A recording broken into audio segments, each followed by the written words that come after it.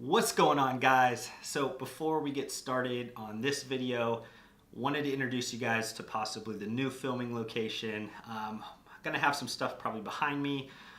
Benefits of this is you guys won't see the kitchen area that was kind of directly behind my home office desk in kind of our open layout condo.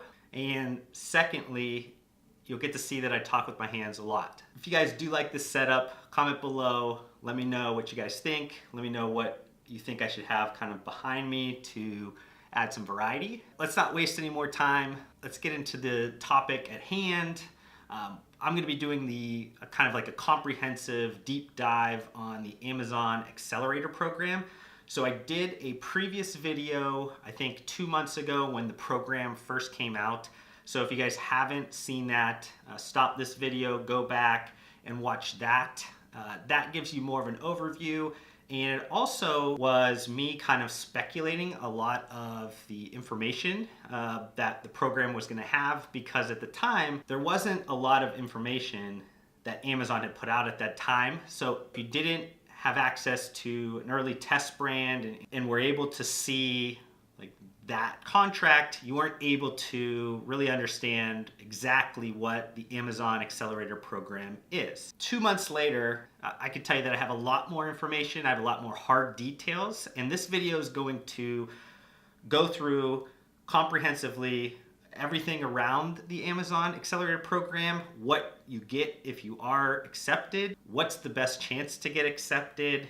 If you do get accepted, do you even want to be in the program? I'm going to be covering all of these things in detail. These are not going to be generalizations. These are going to be hard facts that I know from several sources. Before I get into a lot of those details, let's first kind of step back a little bit. And if you're not aware, kind of give you a 15,000 foot view of the Amazon Accelerator program.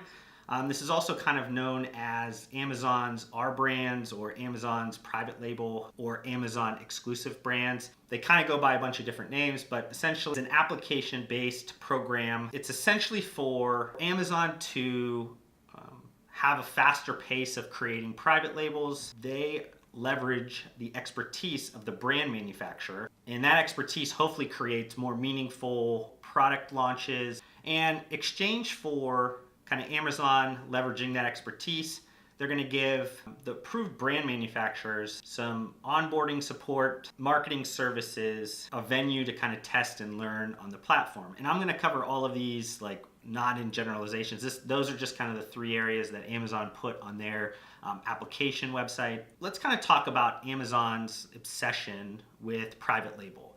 Private label is kind of having their moment right now. Kind of during the recession period, private labels became extremely important to the American public. As you know, some of their discretionary income lowered, they had to fundamentally make decisions on their spending habits, and they traded.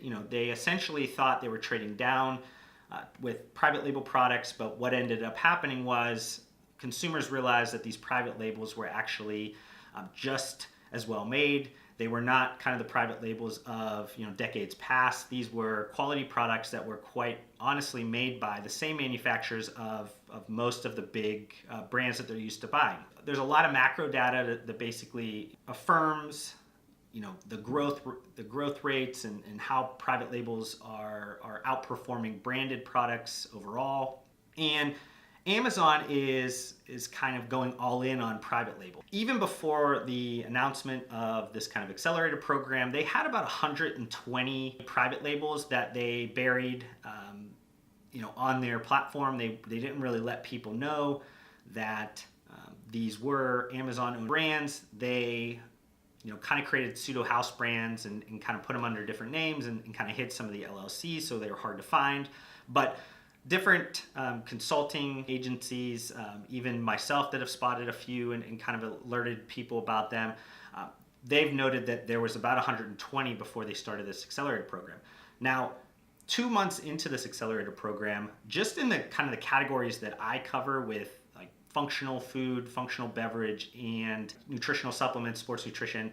There's been 20 additional brands that have launched just in 2 months. And if you add like coffee and tea only brands, I think that number's at 30 plus at this point. So the amount of private label Amazon or exclusive brands are growing at a much faster pace. I think if you click around and kind of look at other categories that I don't cover, they're well over the 120 already.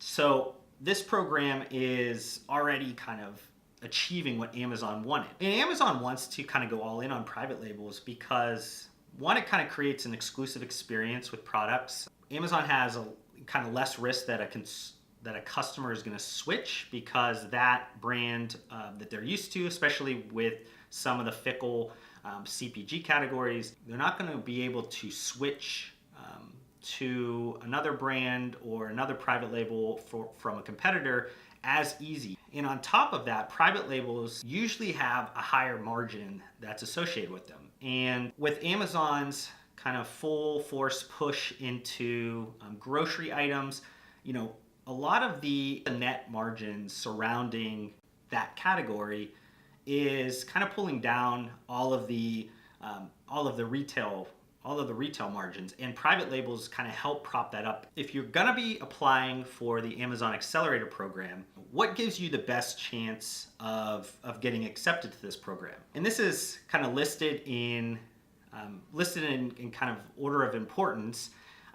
Number one, if you are a brand manufacturer, either you own your own manufacturing or you are a contract manufacturer that obviously has manufacturing equipment, that's going to be kind of Amazon's first and most important requirement. Secondly, if you are kind of a very fast selling brand, and I'm talking kind of tens of millions of dollars, Amazon will obviously want to continue that relationship with you, and you might have kind of an opportunity to be accepted in this program. And then thirdly, this is kind of a shot in the dark, but if you are somebody that works very closely with Amazon, you work at a brand that maybe sells a lot, you are maybe a consultant or somebody that works very closely with the people in Seattle, you might get a flyer that you will be accepted to this program, but that's very slim and very uncommon from what I've seen. Say you get picked, like what is kind of the next step? You get that email from Amazon that says you get accepted. A vendor manager that's assigned to kind of the exclusive, the Accelerator program, is going to reach out to you, and they're basically going to kind of cover the contract with you. And we'll talk in more detail about what's in that contract a little bit later in this video. After that, they're going to be kind of talking about merchandising, what's in your catalog, what would you like to sell, what's the brand going to be. So having a pretty decent idea, kind of getting to about 80% of the brand and products before you even apply is probably a good rule of thumb here. You want to be prepared for some of the communication that's going to go on between you and Amazon. And then after you kind of get the merchandising catalog kind of put together, at least your kind of initial thoughts around it, there's going to be a conversation around pricing, obviously. Now, price negotiations are going to be a little bit different than what you're used to if you're a brand that sells on Vendor Central, and it's definitely going to be different than if you're selling exclusively on Seller Central. And again, I'm going to cover that stuff a little bit later. And kind of after that point gets into place, obviously going to be starting kind of your onboarding process. The people that are getting kind of initially accepted into this program have worked with Amazon in the past. They understand, how to create listings, how to optimize listings, how to work the back-end system. There's not a lot of onboarding support that needs to happen, but that's available to you if, say, you're a contract manufacturer and you've never sold anything directly to Amazon.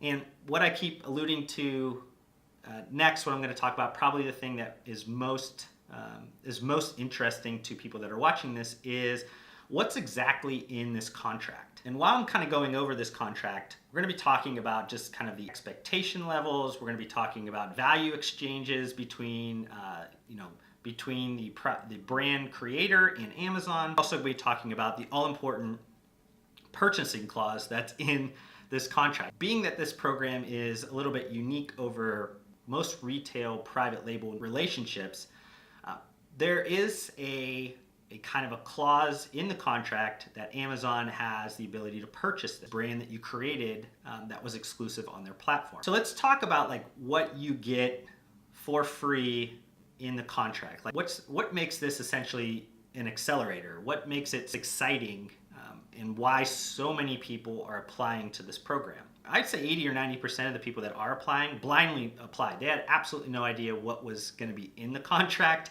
We touched on this point before about the onboarding. If you are somebody that is a total newbie to Amazon, obviously that's going to be valuable to you because you're able to, have some support, be able to walk through the differences on how to set up your listing and what are the most important parts that can optimize it correctly. But it also kind of gives you access, this program also gives you access to a vendor manager. And if you're a small vendor that sells on Vendor Central, you've noticed over the years that you've had less and less access to a physical vendor manager or a vendor manager that would be willing to sit down and kind of help you through the process. So that might be a big added bonus to some people that get into the Accelerator program. On the merchandising side, Amazon will obviously help you understand maybe what they think is good and bad, but this is most of the onus on merchandising is going to be put on the brand manufacturer, the one that's accepted into the program. And Amazon's going to push you to create as many variants as possible. And the reason why they want you to launch so many variants is it helps Amazon understand tons of different combinations of what could and could not work based around the way you set up your listings, the way your brand is set up, your products, your pricing. It all kind of goes into a big old data pool that Amazon can pull from later. And I mentioned earlier about pricing, and this pricing is much different than either a Vendor Central or a Seller Central, because Amazon's essentially taking away all the hurdles from a price economic standpoint that they can to help these private labels move as quickly as possible on their site. There's not going to be any like platform fees or co-op fees. There's not going to be any return fees. There's not going to be, you don't pay for freight into FBA warehouses. You don't pay any damage fees. So much different than the pricing that you have to put together if you're on Vendor Central or on Seller Central. Now, another kind of big area, and one that is an extreme benefit to anybody that gets accepted in this program, and arguably it could be just as beneficial to some of the pricing help, but the marketing service assets that you get from this program is quite honestly extremely valuable. First, if you've looked up kind of general search terms lately, I'll use an example in kind of sports nutrition. If you look up protein powder, whey protein, or pre-workout, you see that kind of under the couple first sponsored listings, there is a section that kind of has our brands. And this is kind of one of the first two or three listings that's on this general search term. And those search terms, can cost anywhere between $10 and $15 each. So if you think about how many times those general search terms are getting hit by consumers, you could see quickly how valuable that real estate that they give you is worth. Now, some of like whey protein and things, there's already a lot of these exclusive Accelerator brands that have been accepted that sell that. On the flip side, with like a pre-workout, there's not a lot of options right there. So that is getting, that real estate is extremely valuable. Continuing with the premium real estate, if you do search some of the branded competitors, the high-selling, high-velocity competitors, you'll notice that Amazon's cross-promoting some of their Accelerator brands that match up well with those branded products. So you get kind of attached well to some of the fastest branded products on the platform. Also a very important part of kind of Amazon's marketing and just kind of the way that the algorithm works, you get early access to Vine reviews, which is a paid program for vendors or sellers. You kind of get access to those for free. You also get the subscribe and save added to your listing. So for some categories, the kind of autopilot consumption is extremely important, and you're not paying those extra fees that Amazon charges you if you're a vendor or a seller. And you also get access to kind of the premium analytics platform. And I believe the last time I checked, that's somewhere like a $30,000 a year program. So again, another huge benefit that you're getting for free on in this contract. And a lot of your marketing, like where your products are getting placed, those are all kind of done on the back end from Amazon. They're kind of placing things based around where they think the best bang for the buck is on their owned real estate. If you want to do things above and beyond what Amazon is kind of naturally going to give you based around how popular you are in this program, you do have access to the same kind of marketing services as any other vendor or seller. So you can obviously go above and beyond if maybe you have extra margin that's kind of baked into the products that you're offering on this Accelerator program. Amazon obviously just gave you a ton of value. They gave you, quite honestly, could be hundreds, thousands, millions of dollars of value a year. And I think any smart person realizes that, that's not free. And that's why I keep putting, free in quotations, because nothing in this world, especially in business, is ever 100% free. So what does Amazon want out of this whole deal? Obviously, going back to the first few moments of this video, Amazon wants to create this exclusive experience with products, and this kind of gives them a way to do that. E-commerce is obviously a very competitive space, and Amazon is looking to, in a way, kind of like subcontract out talent to create these for them. And they, kind of jumped on a very clever way to do that with this Accelerator program. As an example, in kind of the sports nutrition and nutritional supplement world, I'll go back to that again. You notice that Amazon started to be the banner sponsor of kind of the biggest bodybuilding event, the Mr. Olympia. And I've mentioned it in multiple articles over the years and multiple videos. And basically I said, hey, Amazon wanted to get access to the brand manufacturers and the suppliers because they ultimately wanted to create private labels.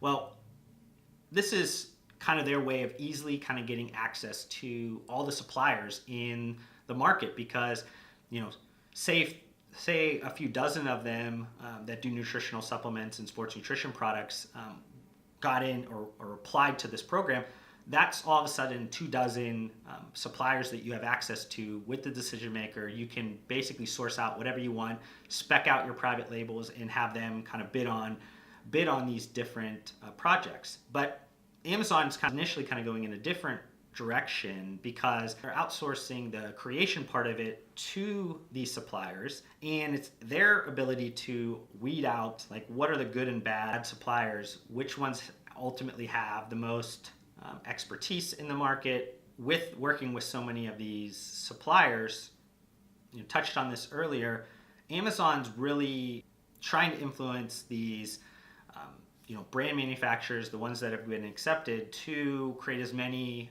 variants as possible because, again, this is all a learning experience for Amazon. Down the line, they are going to look at the full kind of spectrum of data that's kind of out there with different products, different suppliers, everything, and that's going to give them kind of the easiest path to success of cutting everybody out and only working with the best of the best. They can streamline their business for every single category that they sell on their platform.